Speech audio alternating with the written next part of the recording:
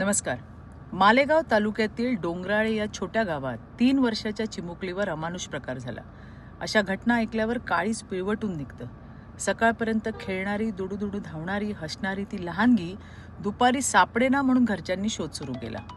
गावभर शोध घेतल्यानंतर ती गंभीर अवस्थेत आढळली आणि नंतर मृत्यू झाल्याचं संपलं आणि होत्याचं नव्हतं झालं. प्राथमिक तपासात असं समोर आलंय की गावातीलच एक 24 वर्षाचा तरुण, ज्याचं पूर्वी साधारण 1 महिन्यापूर्वी मुलीच्या वडिलांशी भांडण झालेलं आणि म्हणून त्याने त्या निरागस बाळावर अशा असुरी पद्धतीने राग काढला, तिच्यावर अत्याचार करून नंतर तिचा जीव घेतला. पोलिसांनी तातडीने कारवाई करत अर्ध्या तासात त्या हरामखोर विजय खैरनारला अटक केली आहे. अशा राक्षसी मनोवृत्तीला महाराष्ट्रात थारा नाही. आम्ही पीडित कुटुंबासोबत खंबीरपणे उभे आहोत. या प्रकरणात त्या चिमुकलीला न्याय मिळावा म्हणून देवाभाऊंच्या नेतृत्वात सरकार सर्वतोपरी मदत करणार आहे.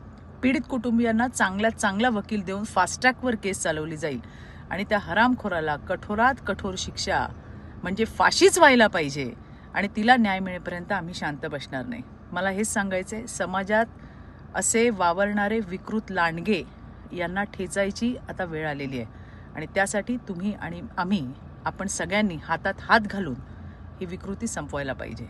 धन्यवाद. जय हिंद, जय महाराष्ट्र.